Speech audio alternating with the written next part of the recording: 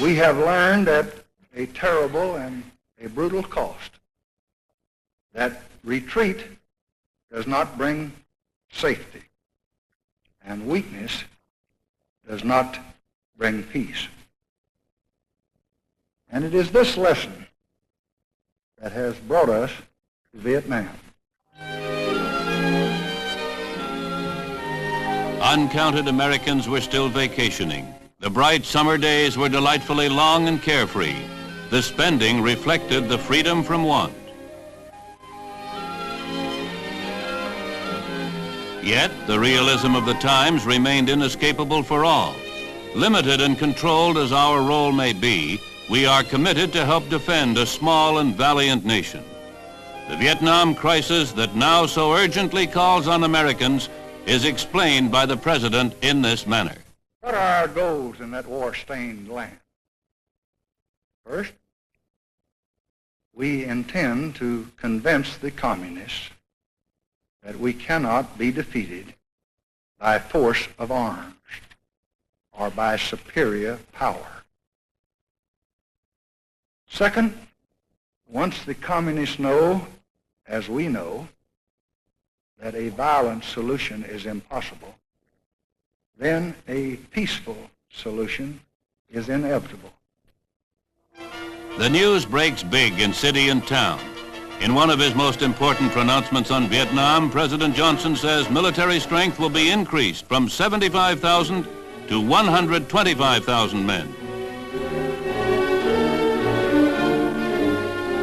Draft calls are more than doubled, from 17,000 to 35,000 a month.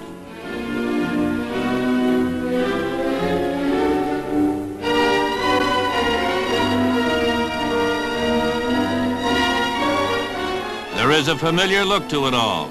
Young men begin to volunteer in greater numbers.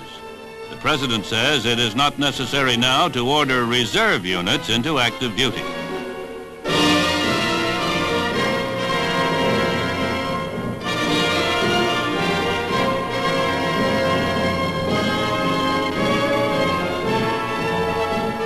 Mr. Johnson terms it an agonizing and painful duty to call on the flower of the nation's youth.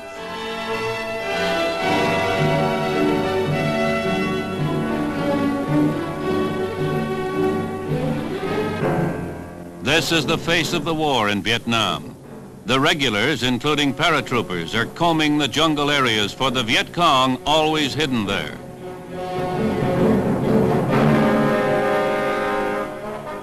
F-105 Thunder Chiefs carry out missions against North Vietnam's anti-aircraft missile sites, some 40 miles northwest of Hanoi. Other aircraft range from jet raiders to the giant Okinawa-based B-52 jet bombers of the U.S. Strategic Air Command. But with the call for increased military commitment, the voice of peace is heard. The United Nations Secretary General is prepared to bring all the means at his disposal to lead the Vietnam problem to negotiation.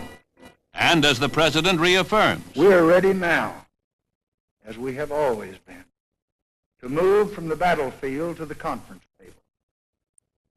I have stated publicly and many times, again and again, America's willingness to begin unconditional discussions with any government at any place at any time.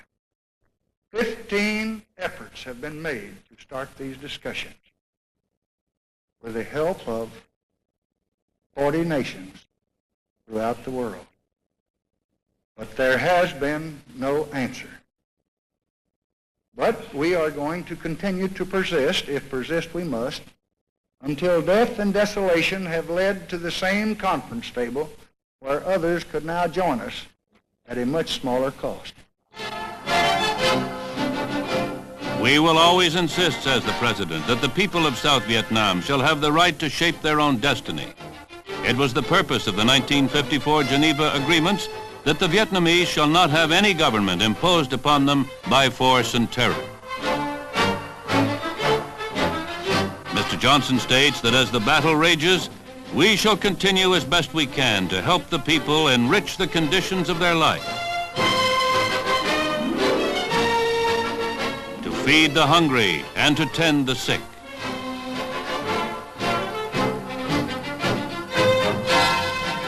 and teach the young and shelter the homeless.